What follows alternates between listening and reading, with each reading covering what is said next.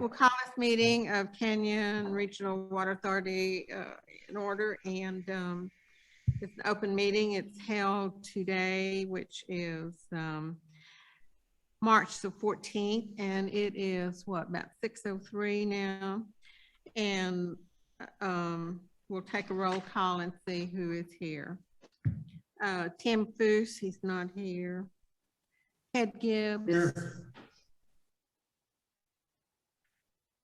Martin Poor, Martin.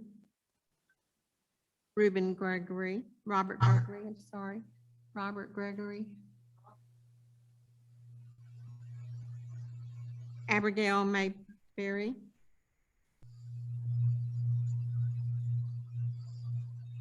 Richard White is Right here.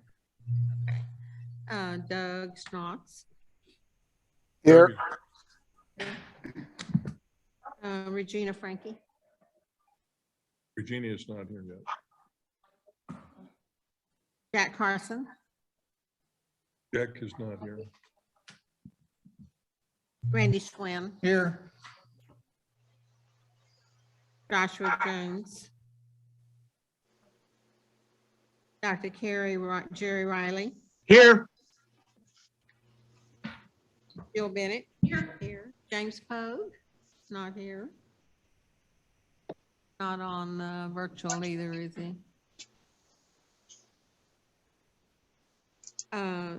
Stephen Fronville.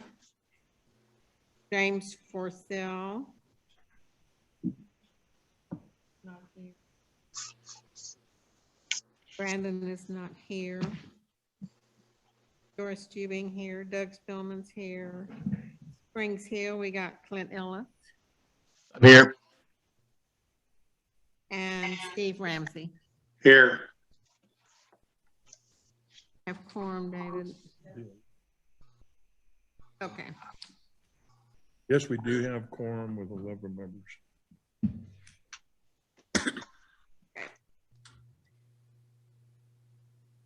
Okay.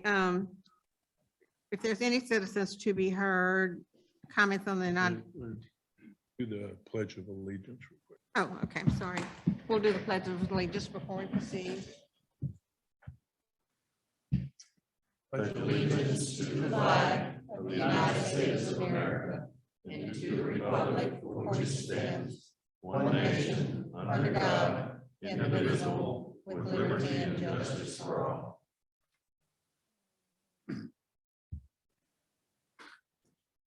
It's with it tonight. Are there any citizens to be heard tonight? Your name?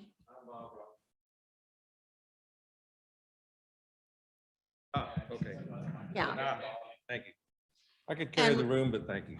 Repeat your name. if you Yeah, would. I'm Bob Robertson. I am the current VP of GV Suds Board, but I'm Speak into the mic. guilty. Make sure of- it's on. Yeah. Is it? Where's our? Yeah, the lights on. Thank you. Yeah, now everybody can hear me. Sorry about that. I'm the current VP of the board for Green Valley, but I'm not here in that capacity this evening. I'm just here as a board member of Green Valley to visit an issue. I was talking with a couple of other members here earlier.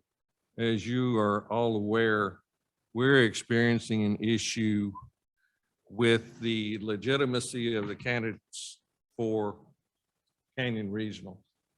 In fact, one is probably going to resign, and we're hoping to get him across the finish line to complete the job for y'all to find another general manager. And they're close. They're within, I think you said, a few weeks. The problem being that there is a difference between Green Valley's requirements and Canyon Regional's as far as being legitimate for this board. I've researched your legislation. It's quite clear you have to reside in this district, in Canyon Regional's district. And that not only includes board members sitting around the table, but employees of these districts to serve on this board. which surprised me.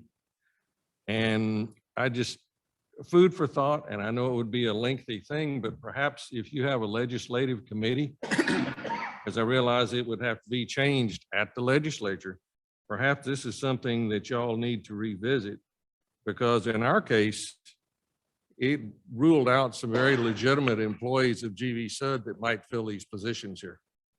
We've kind of determined that we're going to remove board members from this committee and take the politics out of it because we're tired of it. But, and substitute employees of GV Sud, but we even have to go through and, okay, where do our GV Sud employees live? And I would encourage all of you to look into that. It's a legislative issue, as I said, that perhaps y'all need to visit in the future and modify or narrow the definition of who can serve on this board. Because like the enabling legislation was from '89. And then the latest update that I found was 2013. And a lot has changed in that period of time. Perhaps it's time for a review of that. Anyway, I think I've taken up more than my 3 minutes, so thank you very much for the time this evening. Thank you.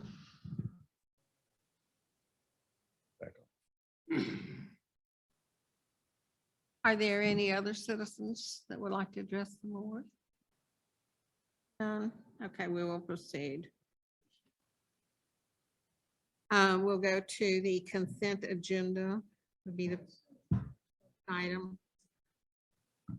All items listed below are considered to be routine and non-controversial by the board and will be approved by one motion. There will be no separate discussion for these items unless the board member so requests, in which case the item will be removed from the consent agenda and will be considered as part of the order of business. We'll have the approval of the February 22 board minutes. And we'll consider the approval of the 2022 financial report and check register report until audited. We will only entertain nay items. Do I hear a motion that we approve these as a Why consent? don't you do this real quick? Ask if there's somebody that wants to pull one of the items out. Okay. Anybody want to pull an item? No. Okay. You really should do a motion second to approve the consent agenda. Motion to approve the consent agenda.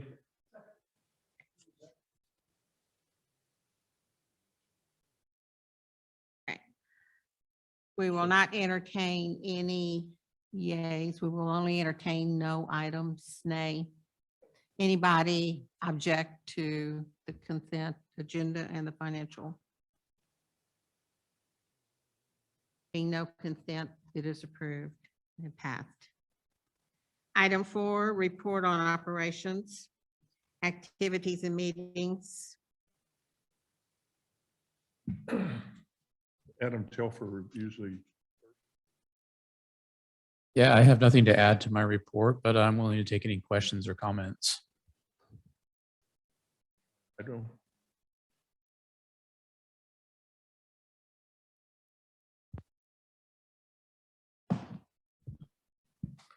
Good evening, everyone. David Rabago with Tri-Hydro, and we have nothing to add to the report. However, we'll be more than happy to answer any questions or address any concerns. I think LNB is not online. I am online. Can you hear me? Marcus, go ahead. Yes, Marcus Nizer with Ardura Group. I don't have anything to add to the report, but I'd be happy to answer questions. Till the engineering group. Question back for Adam. Yeah. Explain to us about these filters and not being able.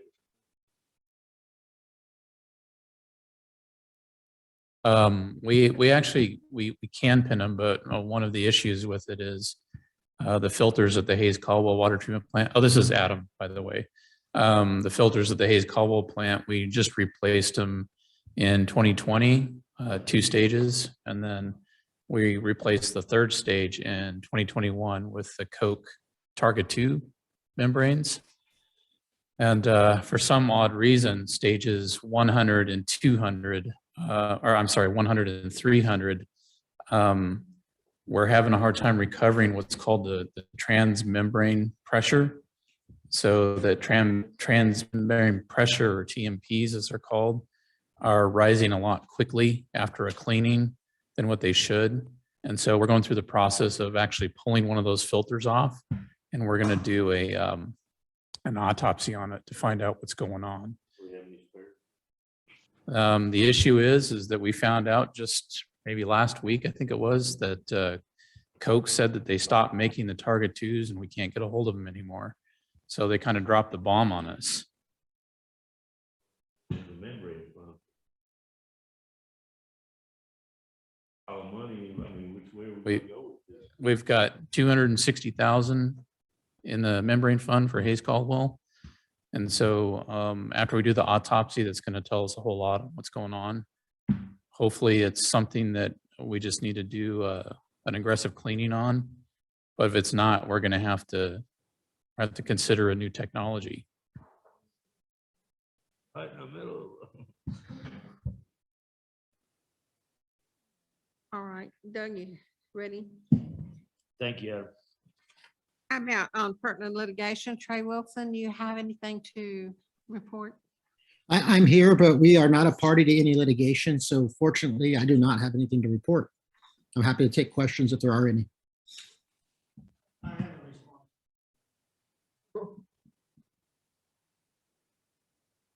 Not to contradict Trey.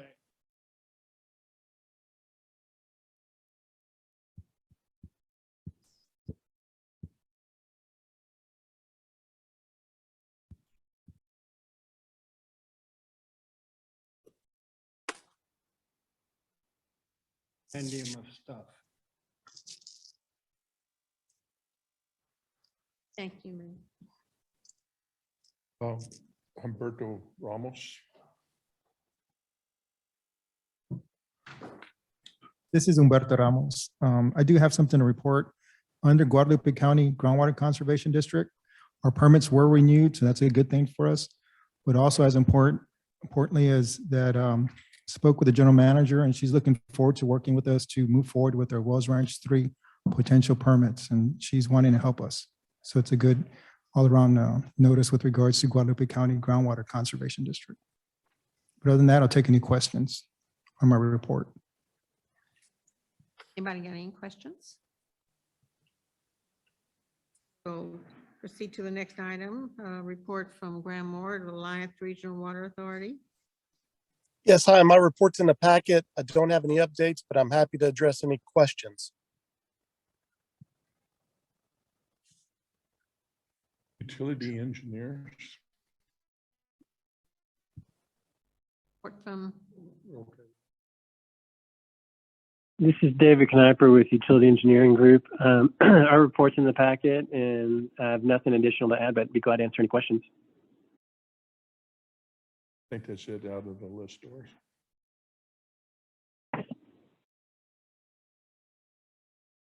okay.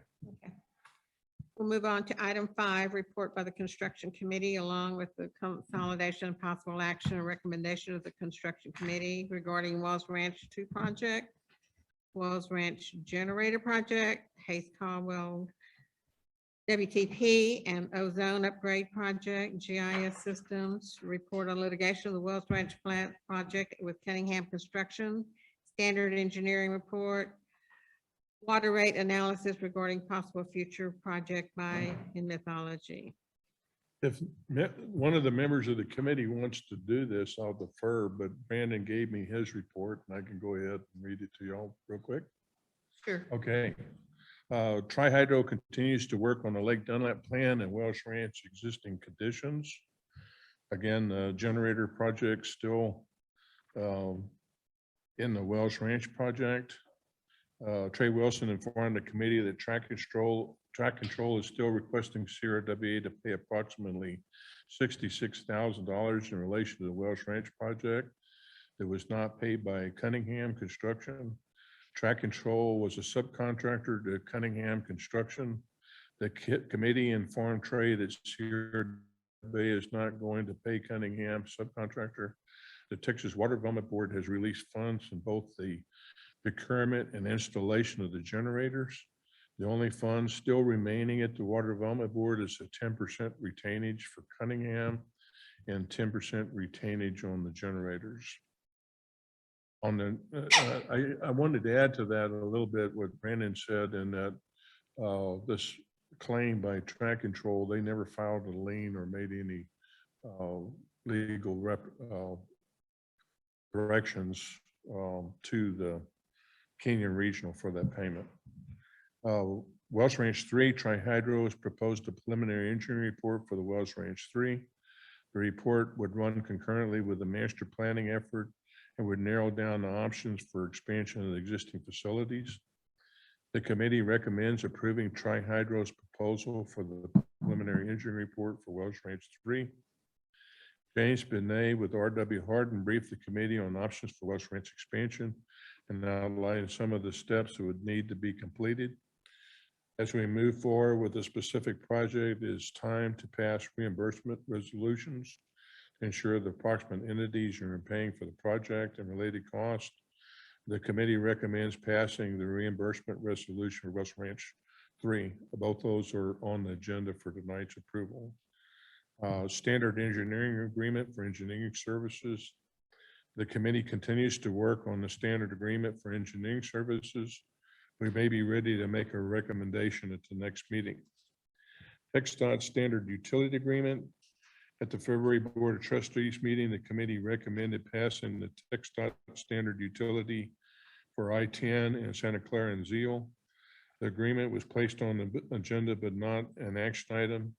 The committee recommends this TxDOT standard utility agreement for I-10 and Santa Clara and Zeal Road be approved.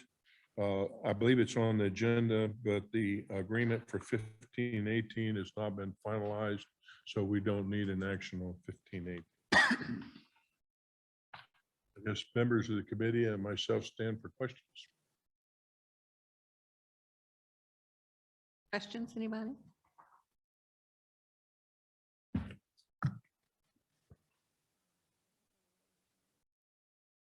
Yes. Item 5, discussion and action on policies, procedures. This is actually an item that you wanted to talk. Right. We need to have a committee formed and our policies and procedures up to date, because the last time they were revised was 2013, which is quite some time ago. So do we want to ask for volunteers tonight to work on the committee? Well, actually, there is a committee We have a committee already. that is there. I'd actually talked to Tim Foose about this a couple of times. The policy committee, the members were Tim Foose, Robert Gregory, and Doris Stubing. I told Tim that he should really consider, as busy as here after taking up chairman, of trying to find another chairman for that committee, and probably need to add some more people to it. It's kind of short if you're going to take up the bylaws and all the policies and It's going to be quite an undertaking. I'd at least like to have 5 people or so. Anybody wants to volunteer? Anybody else want to volunteer? Yeah, put me on it. Dr. Ryan. I have to do policy procedures, look at our bylaws and whatever else we need to look at. It's going to be a lot of work. And we need a chairman for the committee. Anybody want to chair? Dr. Riley, you want to chair? actually, you know, the bylaws say that the chairman or the president actually sets the committees, and I don't think there's anything wrong with people volunteer to get on it. I think Tim's there, but Tim really needs to name here on the committee. Okay, so Tim has to name it. That's been the process here throughout time, is that the president nominates the committees and sets the chair, so. somebody wants to take the lead, I'm sure that he'll go that direction. I'll get with Tim on that then and see and get moving on that. Policy as far as outside people. Outside people can serve on committees. Here, we have had managers and other things appointed for special committees and things. In the process that,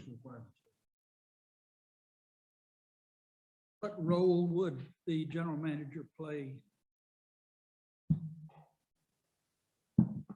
well, I mean, as always, we've got existing documents that have a template to move forward.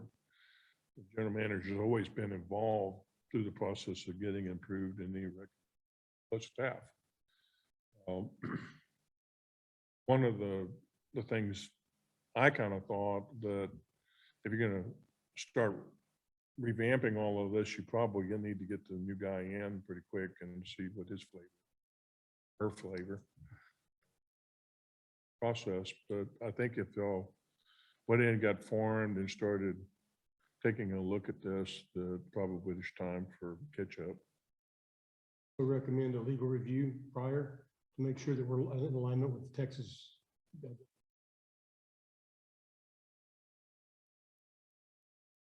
I participated with the committee last.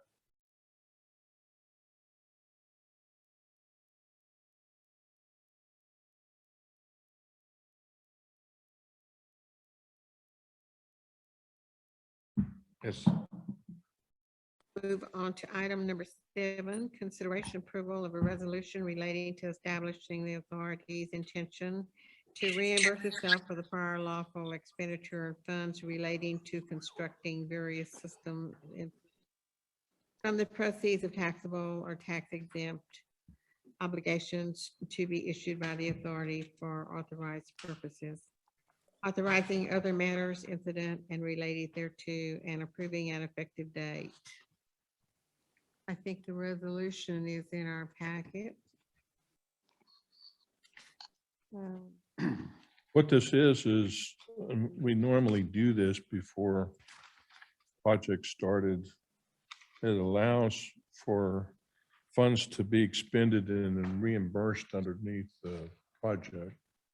Normally, a loan is made, and once a loan is made, then whatever's been expended out of the general fund, that's being reimbursed.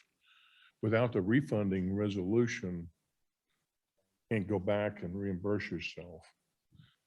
So this is an effort, in essence, if you're starting Welsh Ranch 3 to capture any expenditures that's happened in that effort, if you desire to do so. It's on the board's call. If you don't want to reimburse yourself in the future for any reason, you don't have to. But it, again, opens the door for you to do so if you wanted to in the future. One of the things that Humberto pointed out to me was that we may have missed, I hadn't studied the agenda close enough. We also, the construction committee recommended entering into preliminary engineering report with Tri-Hydro. Expenses like that would be then reimbursable if y'all chose to do so out of that project funding whenever.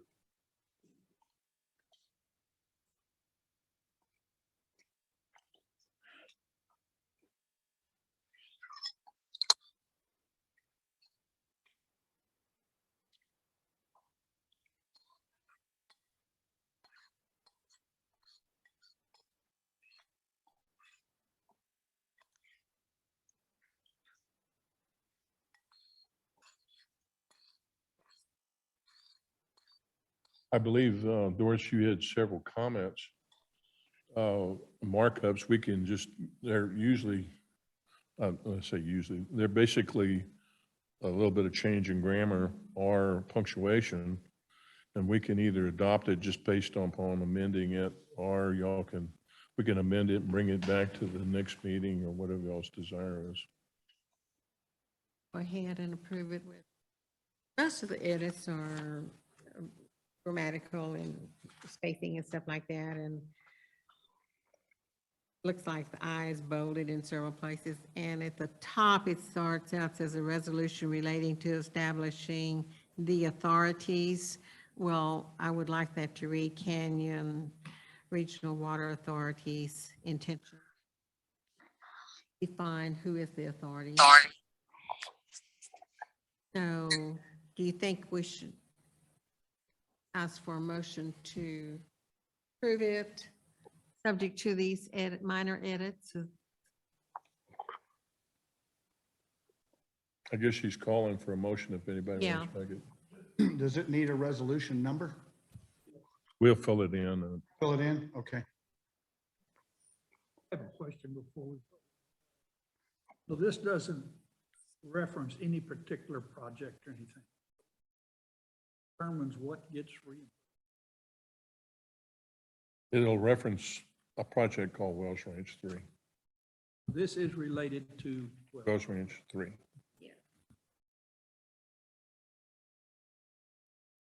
Anybody else have any questions?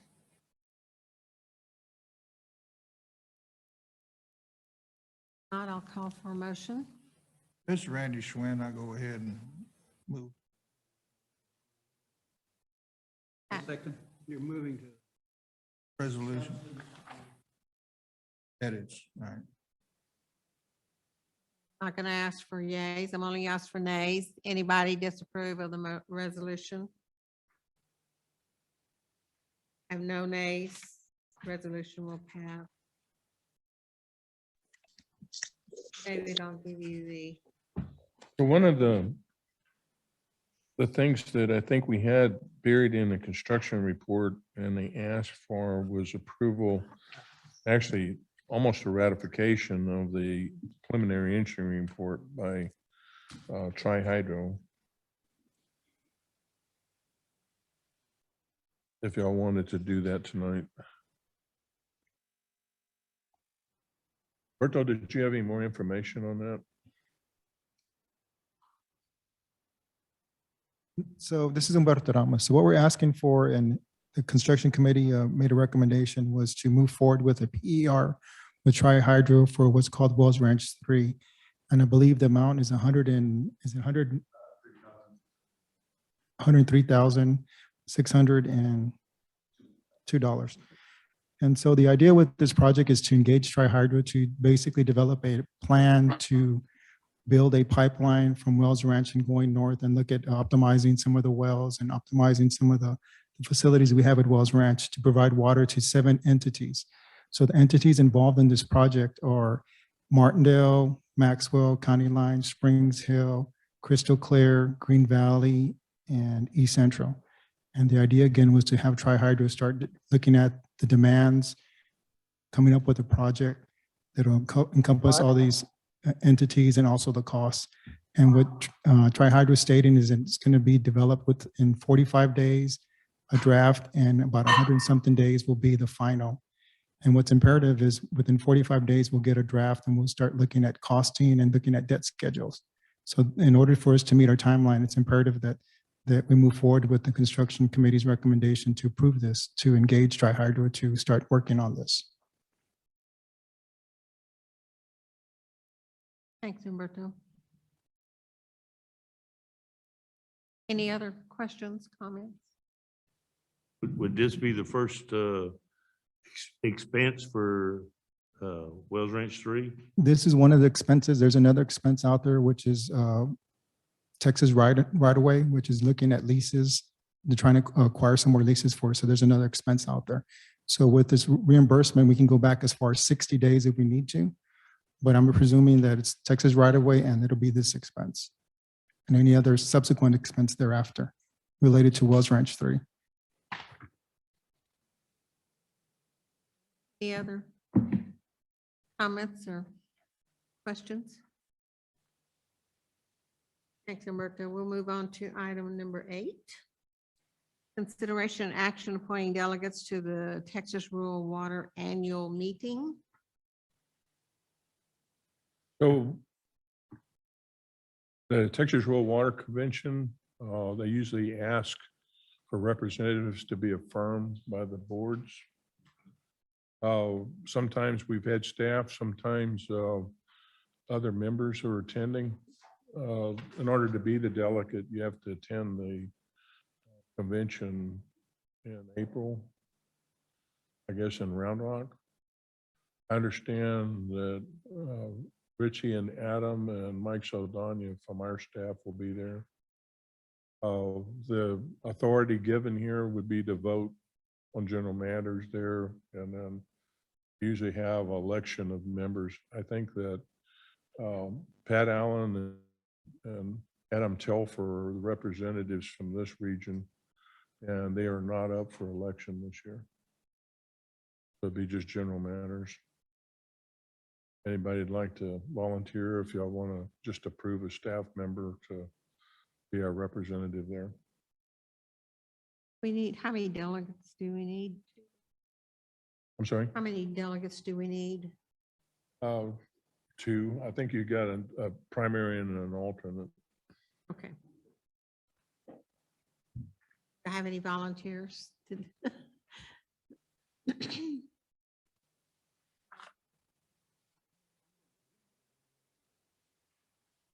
It may our delegate too. You can.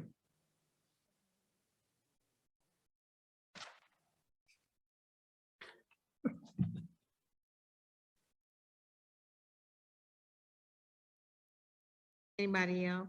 We need an alternate. Danny actually said he'd be alternate if y'all appoint Adam. He can be there because he'll be there anyway. Are you attending full time there? Yes. Okay.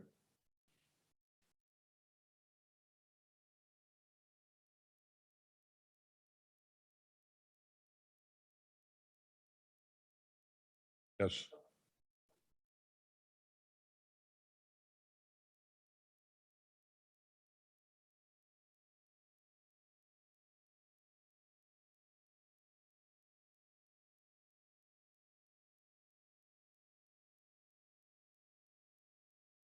Any discussion on our delegates? All right, I will ask for a motion, entertain a motion of approval. You got the motion in the second, so just nays. Okay, we already did that. All right. I'm not gonna ask for yays. I'm only gonna ask for nays. Do I have any nays on this motion? There being none, it's approved.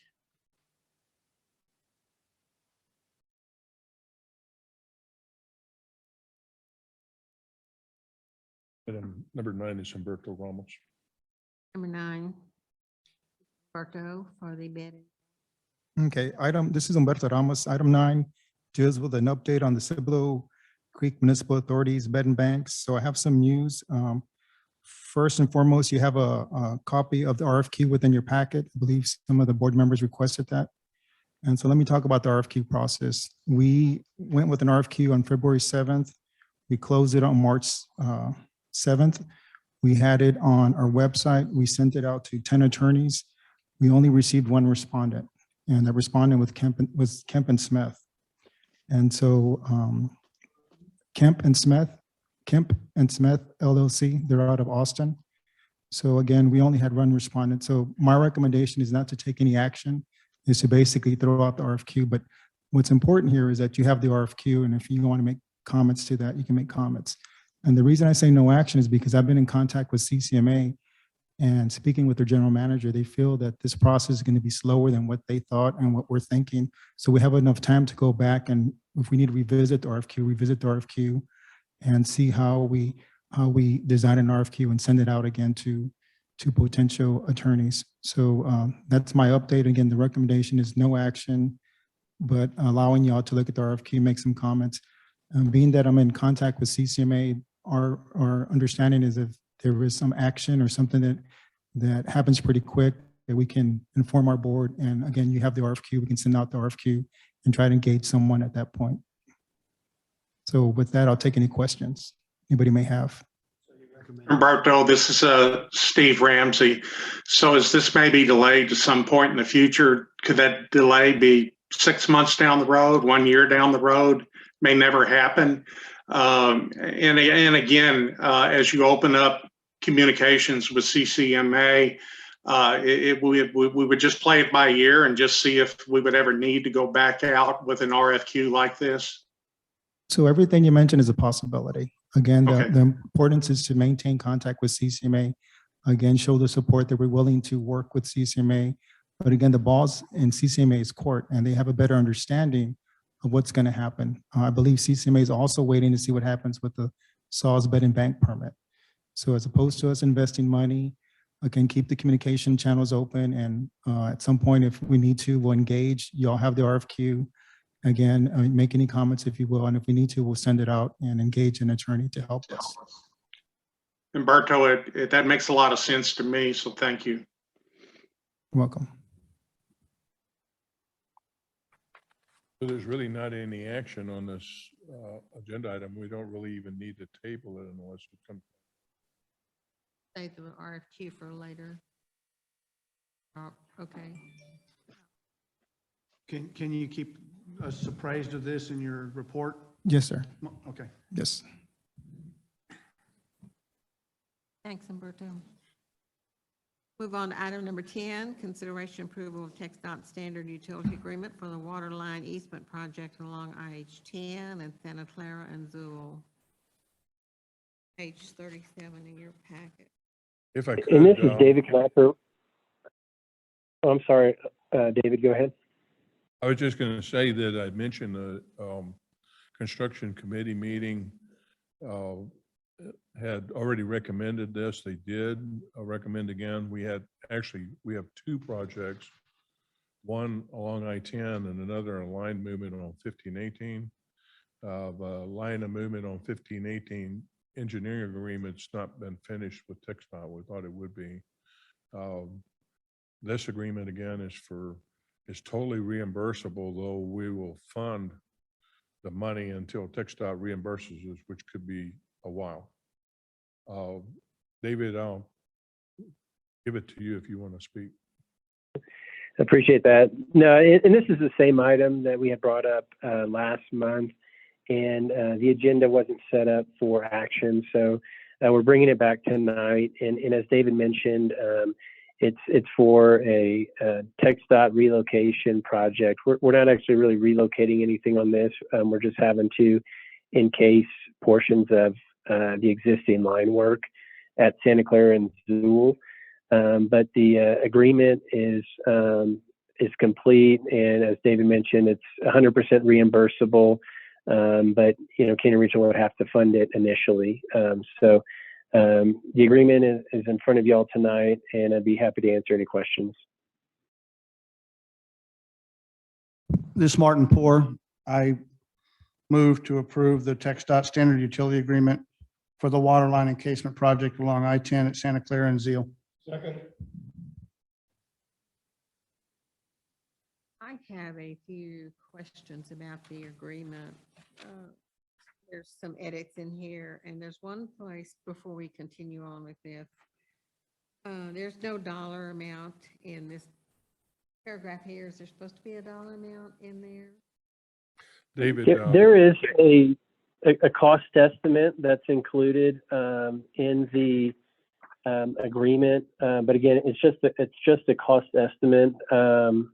And I've got it here in front of me. Let me see what we had estimated. It was for the full project, just under $375,000.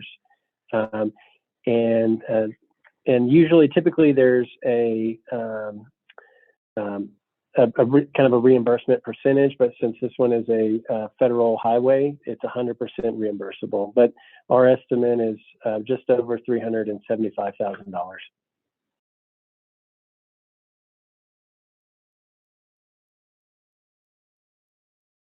We'll put it down. David, the actual text of this agreement is coming from TxDOT. We're not able to edit the words very much, are we? Correct. Yeah, it's their standard agreement. And so, yeah, it's other than the description of the project, the plans and cost estimate, it's basically a boilerplate template. So if we inserted the number in there, that would be enough for your edits? Yeah, and there's things like right of way needs to be hyphenated and you got things bolded, doesn't need to be bolded. And that was most of my suggestions. I don't think we're going to be able to And we, change that very much because again, that's their standard thing. standard form that, Okay. All right, so we,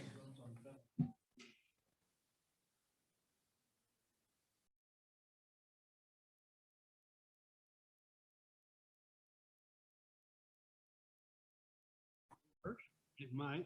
So why would you put an amount in? You would. okay. We're not gonna put an amount Put in an here. amount in there, put 100%.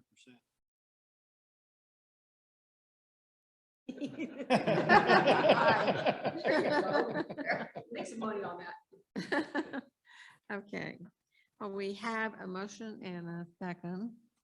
I'm not gonna ask for yays, I'm only ask for nays. Anybody disapprove of the motion? Nobody disapproves, so the motion will pass. Thank you, everybody.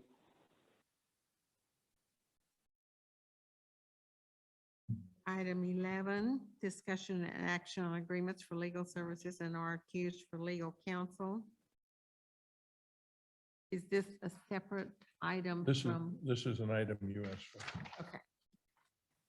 I was going to want to see if we want to get another attorney on board. Trey, I think, is limited. His field is what, mostly litigation. Lou's is pretty broad. But do we need another attorney to assist us in employment and issues like that? I'm open for any comments. I think your biggest need, if I can. Impunity.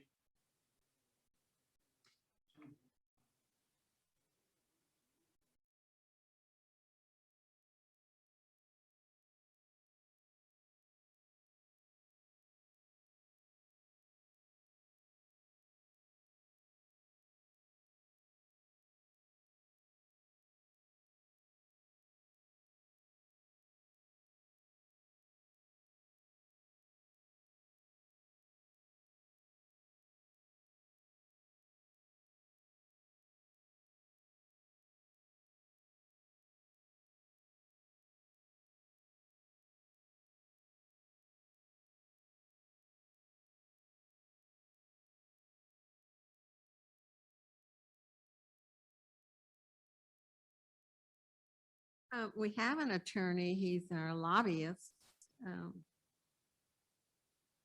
Help us with some of these.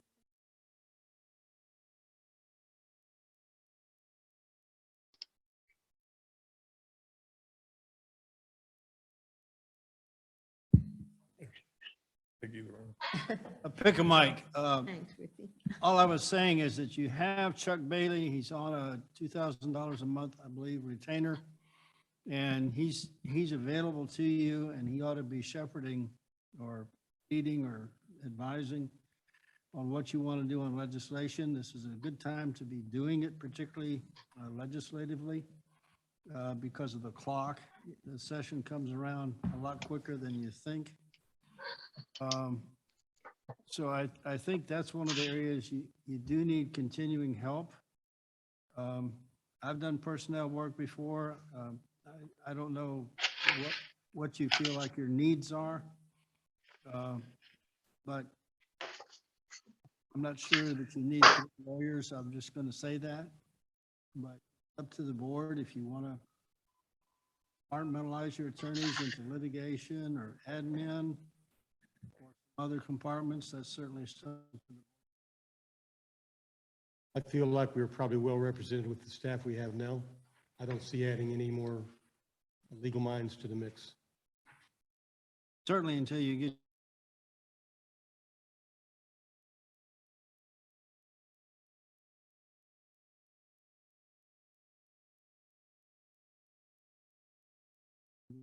Okay, okay.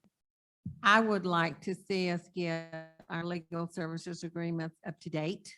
And like Trey's is from 2010 and it's only for one specific thing. I would like to see us enter into new legal services agreement and get them in order. Can I speak to that real quick? So it's been pretty much our history that for general counsel and some of this, that we just didn't enter into formal agreement. We hired an attorney on an hourly basis as needed and gave them direction rather than formalizing a scope. So that's one of the reasons why when you requested to see certain documents, they weren't there because we just did it as is. I'm not saying it has to continue that way, but a lot of the times an attorney be asked to do one specific thing. We just don't have a general broad brush agreement with them. And kind of just gave Lou a little bit of a task here in helping with personnel manual and the legislation. And normally we don't just go write an agreement for each one of those, and we don't have a broad brush. If y'all care to do that, that's another topic, but that's just the reason why we don't have form for each one of them. We had in the past, as you said, I don't even remember what Trey's was for. We do have an agreement with Chuck Bailey that was written, but like I say, there's not a lot of that in the record. May I be heard briefly? This is Trey Wilson. Go ahead, Trey. My 2010 agreement was actually crafted specifically to be used as an exhibit in a contested case hearing where there was an opportunity to possibly receive a recovery of attorney's fees. And that was the reason that it was even generated at that time. I've actually been doing work for CRWA since 2002 when I was working under Lou Rosenberg at his firm, and continuing when I started my own firm in 2005. And so even the agreement that I have was for a very specific purpose, but certainly that's something that can be cured.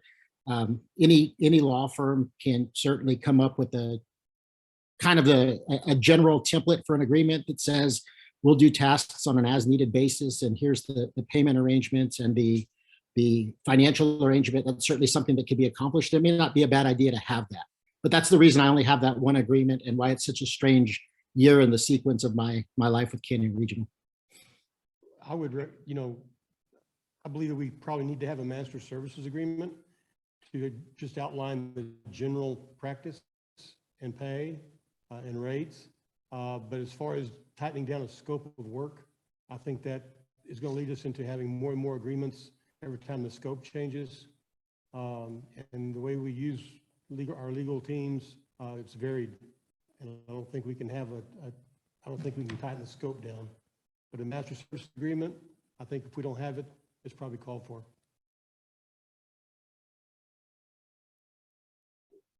The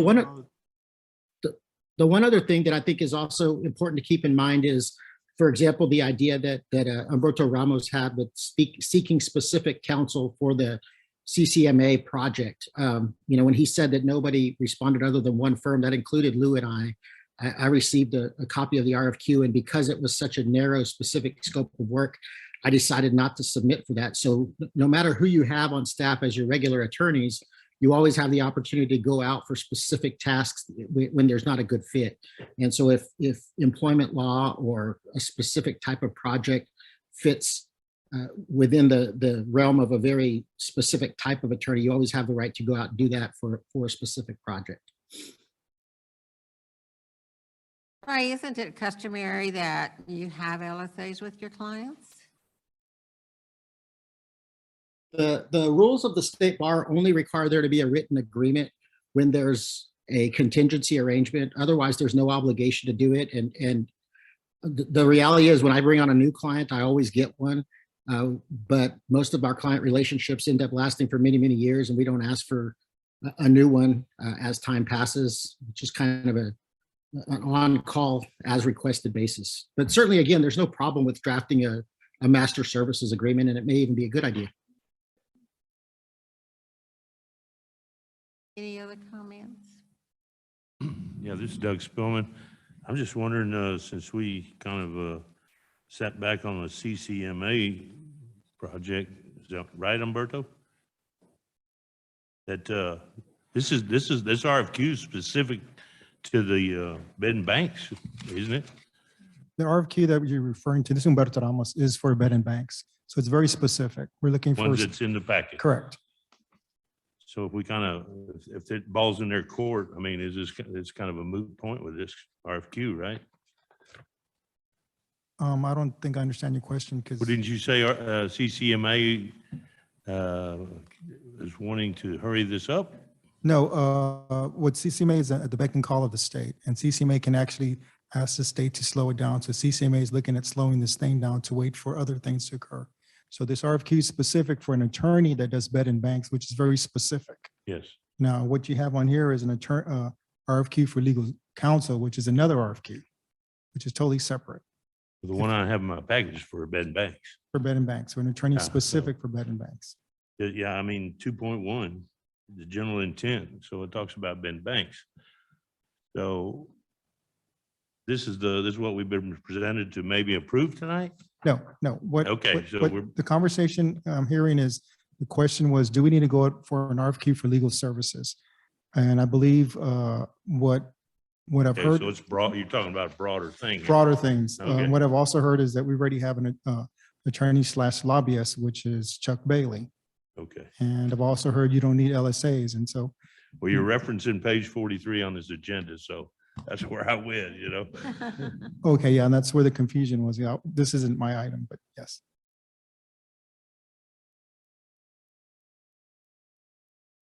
I'd like to make a motion that we seek a master services agreement with our legal counsel.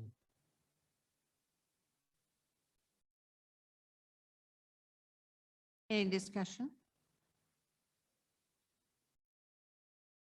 Ready for a vote? I'm not going to ask for yays. I'm going to ask for nays. Do I have any nays? Hey, Doug Spillman. Nay, Clint Ellis. Hey, Martin Poor. Hey, Randy Schwinn.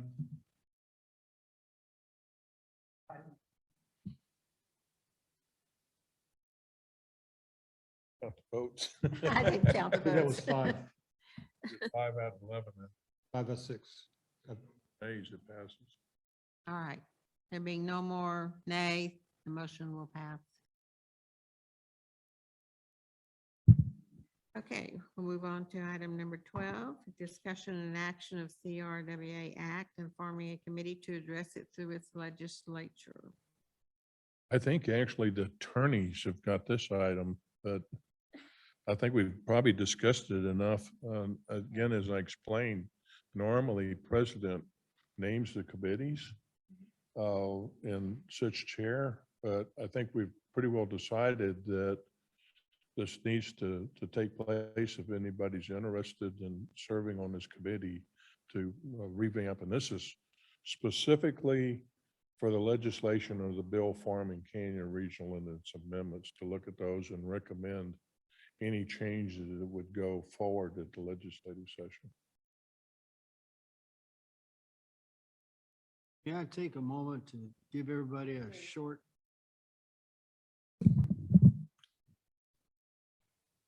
Yeah, take a moment to give everybody just a short background on where we started from. We started as a SUD. And when we went over to Senator Zaffarini and we asked for legislative counsel to draft this document, we went over, Started as a WSC. well, actually it's a WSC, but that entity we were abandoning, so make a new public entity. And so we used the WSC to get the 4 entities together. But once they were together, we wanted a public entity. So when we went to Zaffarini, she sent us over to another senator who she thought was very, very conservative. And if he endorsed the bill, then she'd endorse it and she'd introduce it. And she's still there, which is pretty important. At any rate, they started with a SUD framework for the bill. And so one of the reasons the bill in its inception is kind of narrow in its scope, even though Canyon's become very broad in its scope, is because it's a SUD framework. And so when you go to start with that framework and you look at this entity and all the things that it does and all the entities it consists of, there's some incongruity, or there's just some pieces that don't fit together. So I think it's important that rather than look at what we didn't do, we look at what we were able to get past when Zaffarini is saying, I want this conservative senator to put his approval on it. And the only thing he was really consistent about is he wanted it to say there will be no taxes authorized ever. And that got put in the bill very clearly. So it's always been a rate-driven entity. So that's kind of what you're building forward from 30 years later, so that everybody kind of understands the framework you're working with. I don't know if that's Lou- helpful. Yes. Lou, if I could complicate that even a little further. Sure. There's several specific references in the CRWA Act and even in the amendments to the Act to provisions in Chapter 67 of the Texas Water Code, which is, we all know, is the SUD chapter, and Chapter 65, strangely enough. When several of those were completely removed from the books and don't exist. So there's Yes, that's citations, correct. there's citations to statutes throughout the CRWA Act that have been gutted from the law since 1993, when Chapter 49, kind of the catch-all chapter, was adopted by the legislature. Right. So I did a table, it's probably been about a year or so, but I did a table of all of the provisions of the CRWA enabling legislation that refer to non-existent statutes or no longer existent statutes. And part of bringing ourselves up to date is making sure that the citations within the Act are citations to Chapter 49, where those pieces of legislation have been picked up and dumped into Chapter 49, and where they've been eliminated altogether, we need to remove those references. And so it's going to be a complicated process, but we have the building blocks for at least what we need to do from a cleanup standpoint. And as somebody mentioned earlier in the meeting, this also provides an opportunity for us to clean up some other areas where there's some vagaries. For example, there's not a clear statement within the CRWA enabling legislation of what the boundaries of the district mean. There's a general provision that talks about the 4 original entities and says that our boundaries are the boundaries of those entities, but it doesn't say what happens to our boundaries as additional entities are admitted. And so those are the types of things that this is an opportunity to clean up, but it's going to require a dedicated committee that can really kind of delve down into the details and the weeds. No, I totally agree with that. I've gone through and marked on the item, and it's difficult to know for sure what's still hanging and what's not there. So your point is very well made. And well taken. And well taken. So, but I think the cleanup is important for the organization. We've built a lot on the contracts that Jeff Kuhn and his organization have built as we've grown. But we can't live forever on contracts if we ever get a serious challenge. So I think Trey's point is very well made. But anyway, I hope that a little bit of both of our thoughts on this give you some insight. The structure needs some work. So, If we could, real quick, if you would just call for volunteers, we can use that to build a committee, volunteers to assist our attorney. to be on the committee. To be on the committee. Do I have any volunteers here to be on? Body? If y'all need somebody, I'll serve. Clint? Yes, sir. And Ellis. I'll be on the committee.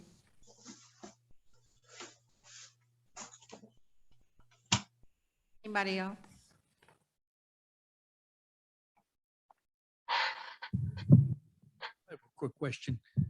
Is there any danger of harming contracts or agreements by changing things in our formation documents? Is that a issue? If you screw things up too much, yes, but the answer is no.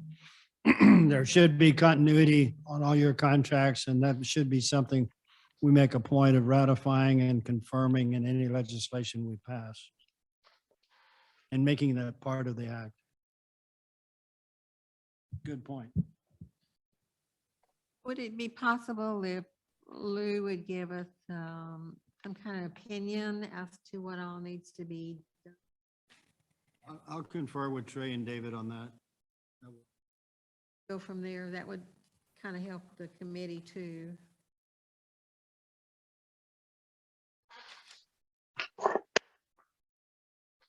Hey, I will talk to Tim about getting this committee organized and naming members. That it's been done in the past where the president nominate or makes a committee between the board meetings. Try to get that moving. Say to him that. Got 2 on this committee so far. Appointed somebody else that he wants to. One thing I've observed in the past, sometimes you have to conscript people into committees. You don't always get it by volunteer.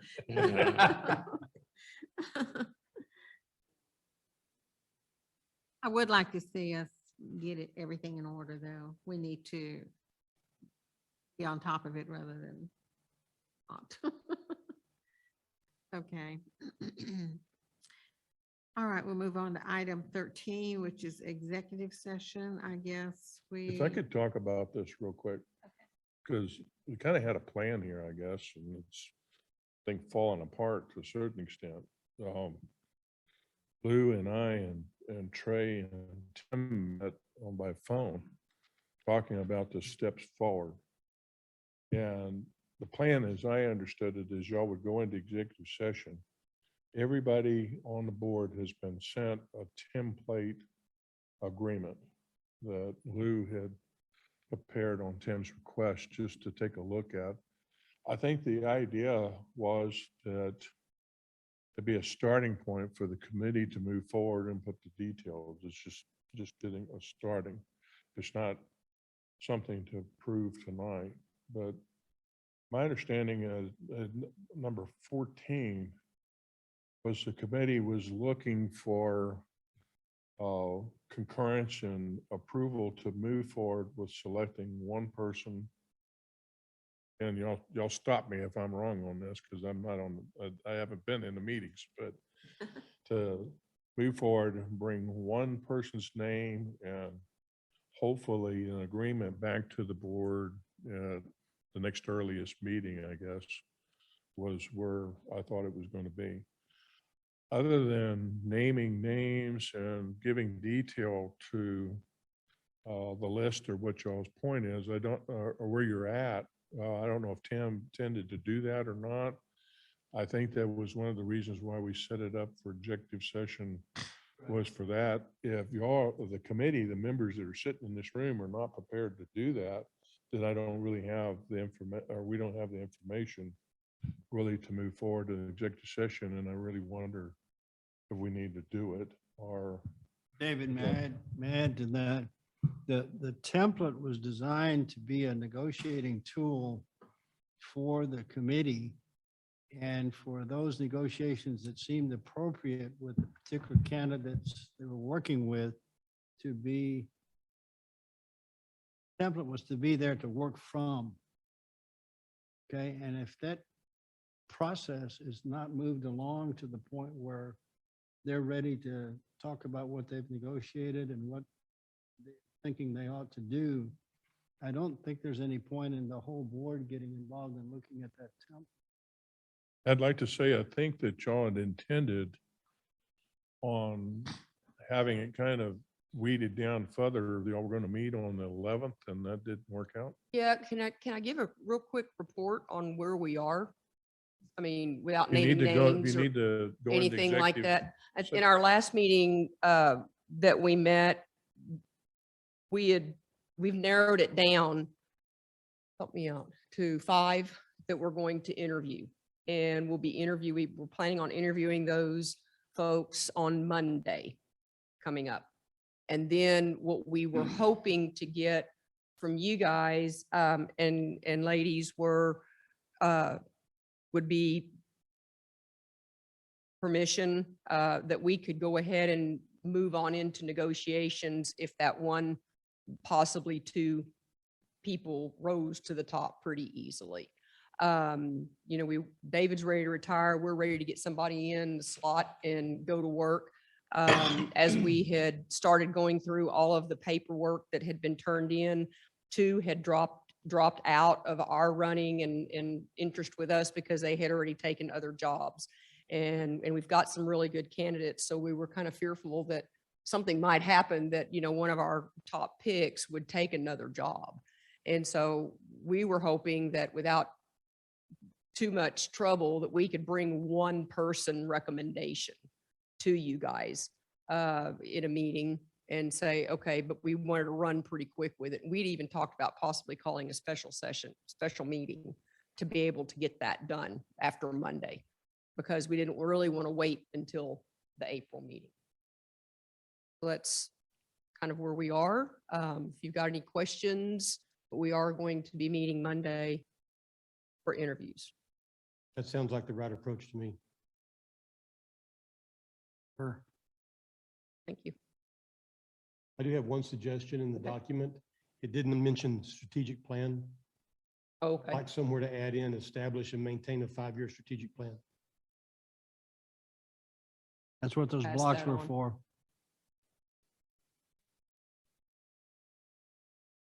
I don't know that I can say this because I'm kind of talking out of school. I haven't been involved in it. But I would almost say that each one of you have got that agreement. If y'all got ideas, if you communicate that back to the committee, that'd be building blocks to build from, right? And I think the hope is that y'all would be almost near agreement with the contract, the terms, all of that, have it pretty much done to bring to the board in completion. Right. I do agree we need to move fast. If we already lost 2 candidates, we don't want to lose our prime candidate. So I think the faster we move, the better off we are. The rest of the committee's done their due diligence. Been a chore. So if I could take your place just a little bit. Be my guest. So I think that we jump over number 13, we don't need to go into executive session, Right. which is really nice because it's hard getting all of that electronically done. But then we move to item number 14, and if there was a motion and a second to basically approve the committee doing what we said. Martin Poor, so moved. Second. Motion and a second. Any discussion? Not going to call for yays. I'll only ask for nays. Don't have any nays. There being none, motion passed. Can I add something here? I just want to be careful with the instruction, or what I understand to be the instruction. I want to make sure that if the individual board members are going to make comments on the document, that there's no deliberation, there's no real collaboration on that.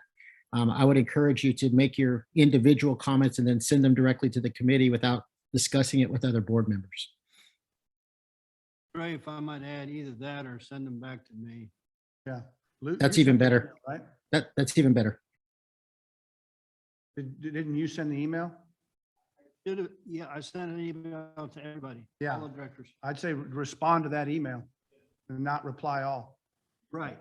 That's Trey's point, my point, Yeah. which is some particular hole or gap that you think is there, shoot it back to me, we'll fill the gap.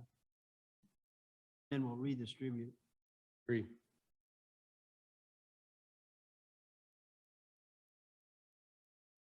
David gave me the list, so I was pretty sure it was right. So I think everybody.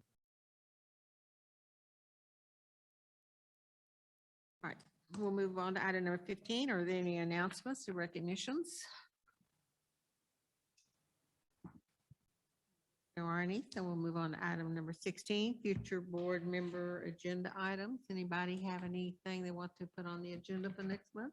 2 committees. Manager. David's going to talk to him. Yes. All right.